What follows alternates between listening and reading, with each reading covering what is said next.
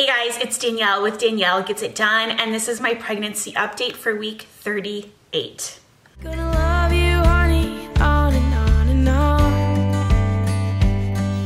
I'm a morning dove singing out a song. Oh my goodness.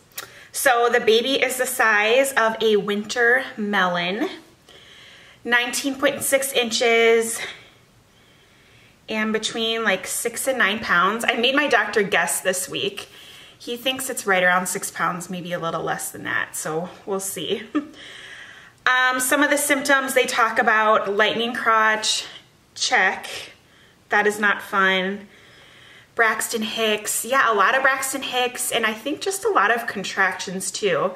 Like Braxton Hicks to me, and I could be wrong, but they're more like my upper uterus tightening, and then I have more painful lower uterine contractions as well.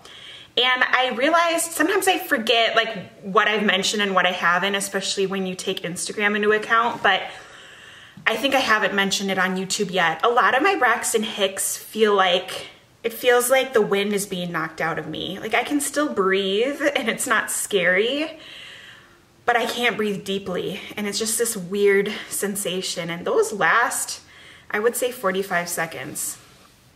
So there's that. I am very sick this week still, throwing up a lot, which is super annoying. And I'm just tired.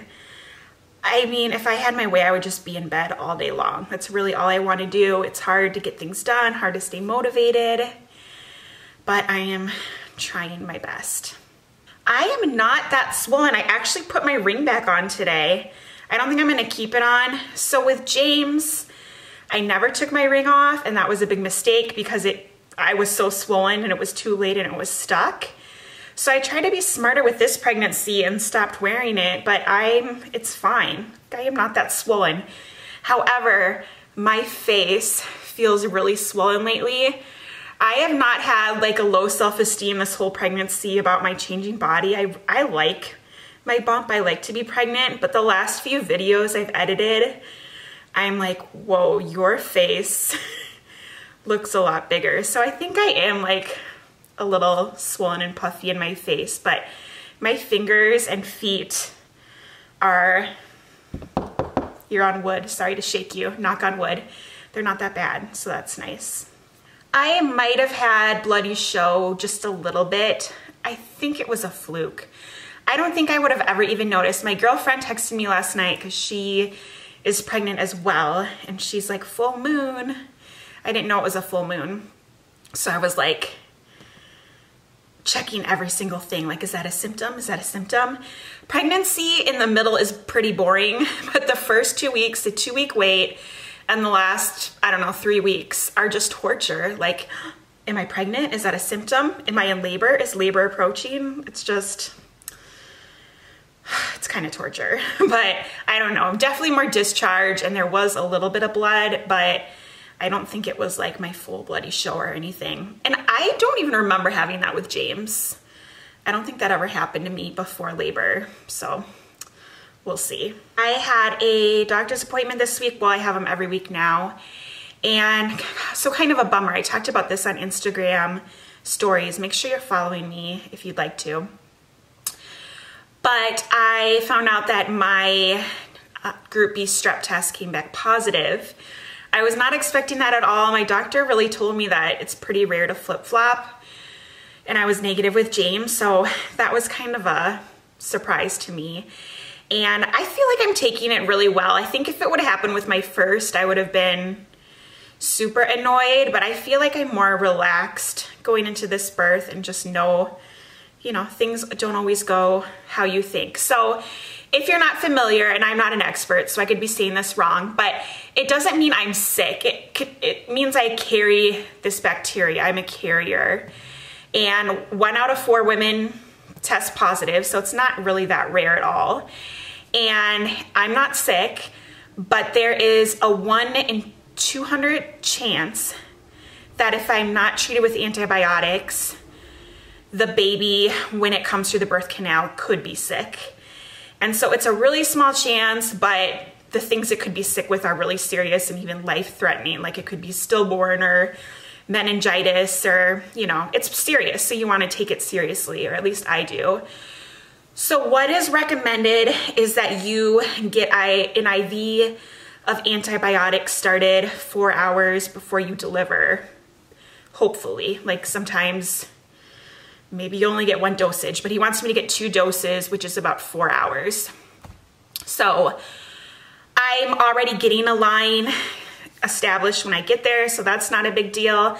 I'm comfortable getting antibiotics, which might surprise some people because, you know, I'm a little crunchy and most crunchy people don't like antibiotics, but because my first labor ended up with an infection in my placenta, that was just devastating to me. And that's what really gave me a lot of birth trauma because of everything that happened afterwards. So I'm okay with antibiotics. I feel like actually it might make me feel a little better because I know I'm protected or more protected.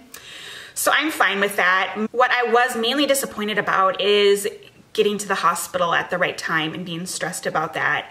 Since I don't really plan on an epidural, there's no reason for me to get to the hospital at a certain time. Like, I'd rather labor in my own home.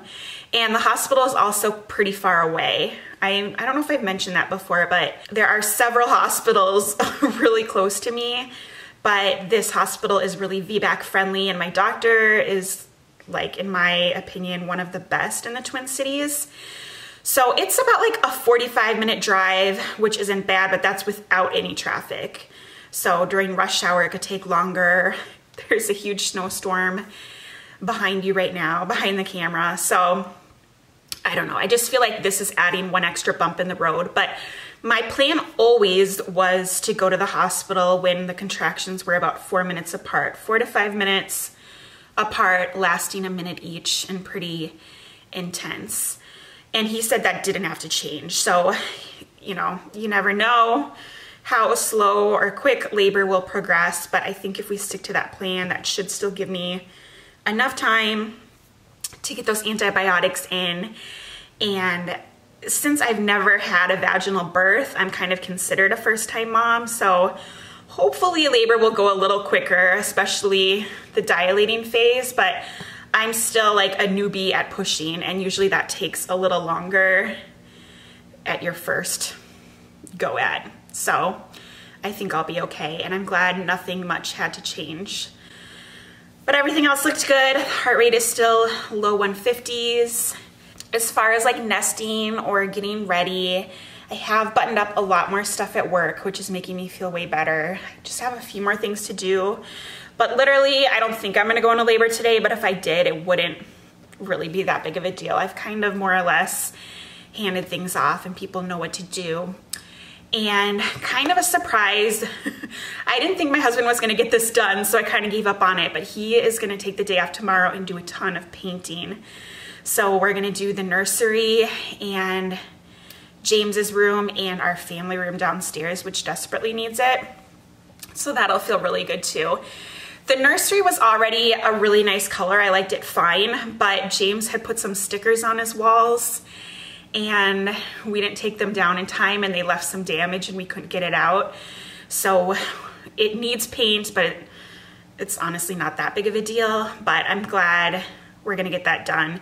Right now it's a beige color and we're gonna do a gray, which is more my taste. So that'll be fun. They're gonna do that tomorrow and the next day. And I don't know, if you need your husband to do something, if you get pregnant, that deadline, it does stuff to a man. I don't know if it's a reason to get pregnant, but you might want to keep that in mind. So I think that's it. I'll show you my bump.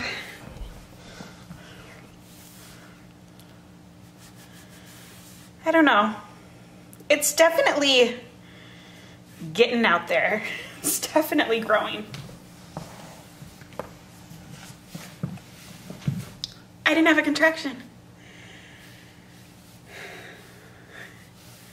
I usually contract when I go from showing you my bump to sitting. Yay. All right, thanks so much. I'll see you next week at week 39. I don't know, 39 is a good number. Please subscribe if you're not subscribed. Please just give, I'd love to have you subscribe. Give this video a thumbs up. I will see you next time. Have a wonderful day And whatever your plans are, I hope you get them done. Bye, guys. Ooh.